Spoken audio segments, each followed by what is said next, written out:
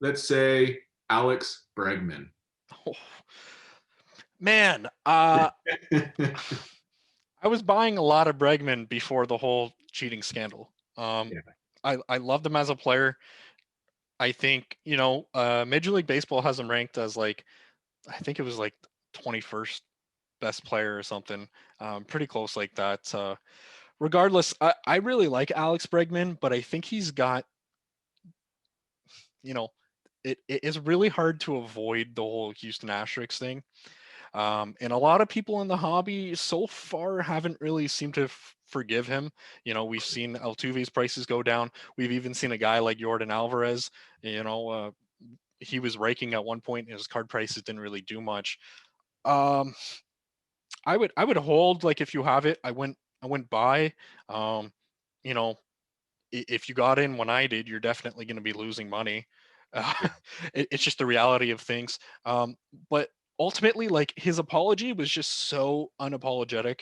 There was no care in the world about what he did.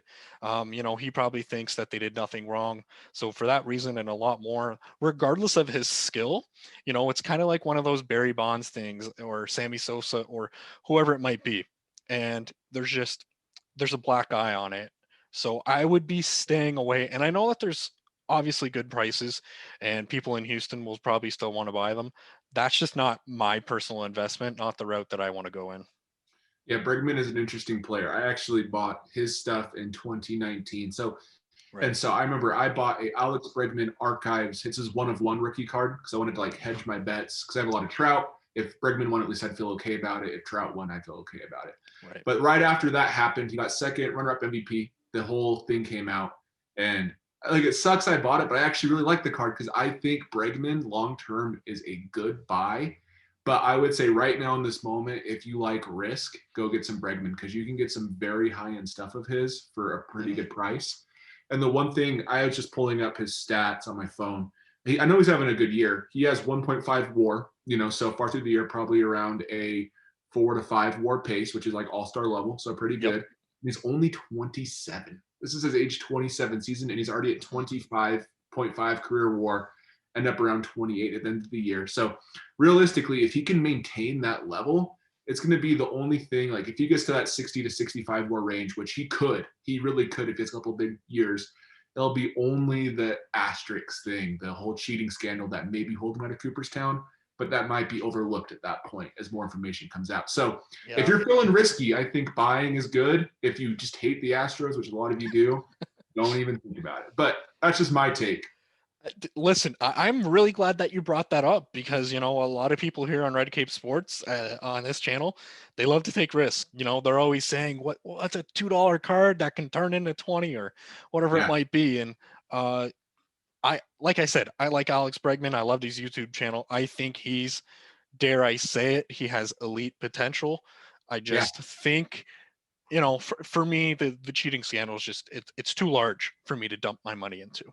The hardest thing for me with the whole cheating scandal, if it was really in only 2017, like Major League Baseball claims it was, it's hard to believe it wasn't later as well. He was a rookie that year, and so like I have a hard time faulting him as much as like Altuve or everybody else because like he's a rookie. He should have said something, but he's a new guy in the clubhouse. So I don't know. It's tough. His very best years weren't his rookie year when they had the whole cheating system. So I don't know. It's hard. That's why I had this pick because I wanted to see what your thoughts were because it is a very hard one. It, So it it's a great one. Um, okay. My next card is going to be of a player who I am actually shocked that he doesn't get more hype. So I guess that kind of gives away, the fact that I think he could potentially be a really good buy. Rafael Devers. That this is a guy who I believe pardon me, I believe he led the league in hits 2 seasons ago. Um, I feel like he's a pretty good talent. Obviously the market there in Boston, it's a pretty big one. Um, just to throw out a random example, his Topps Chrome PSA 10 pop of 2000. You can buy that for right around 65 to 70 American dollars. And obviously there's more cards to buy of Devers. But for one reason or another, his card prices kind of, they're just plateauing, or pardon me, they're just remaining the status quo. So I yeah, wanted to get your thoughts on that. So my take on Devers, this is like right now. I pulled up his baseball reference page so I could just have accurate like my Sure. thought. But he debuted in 2018, the same year as a ton of great players like Acuna, Soto, Torres, Ozzy Albies. A lot of players who've overshadowed him. Walker Bueller. A lot of good players. The whole cast. Shane Bieber even. And so he's been overshadowed. But he is a good hitter. That's kind of what I see. He's a great hitter, not a great defender, not a great base runner, and that's kind of what hurts his value long term for me. He's also older than these other players. He debuted like in 2018. He was 21, which wasn't very old, but he's 24 to 25 right now. Only has around 9 career WAR, and that's Mm. just hurt because of the fact his defense isn't the best and his base running isn't the best. So all the overall WAR metric is hurt. So it just depends if you're a traditionalist, if you believe in like traditional home run statistics, RBIs, all those things. I think he's a buy for you. If you're more of a sabermetric type person, then he may be somebody you sell at this point, or wait a couple of days, see if he goes up because he's playing great, and Yep. sell then. So myself, I'm more of a hold slash sell position with Devers just because long term, I don't think his defense is going to get any better personally, which hurts his value. Fair enough. Fair enough. The only argument that I always say to that is a guy like Manny Ramirez. Obviously, towards the end of his career, he got caught with a bunch of stuff. But Manny Ramirez, Banram, he was Manny being baseball. People seem to Yeah. love him, and he was an absolute defensive liability, at least in my opinion. They literally put the Green Monster out there because the Green Monster did a better job fielding than he did. So but I do agree overall in terms of WAR and sabermetrics. Playing the game of baseball overall does matter. One thing as well, if we're talking about Devers, is I collect Mookie Betts. I have a lot. If you ever look at my Instagram, you'll see Yep. that's like the main guy I look for.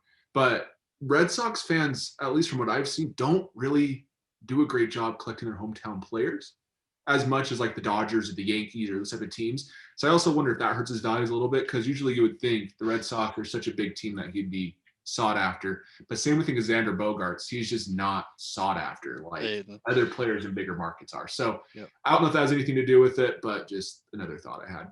I couldn't agree more. I almost put Xander Bogaerts on this list because of that. Because of that reasoning. Absolutely love Xander, but I'm not picking him up because his card prices aren't moving. So anyway. Yeah, totally.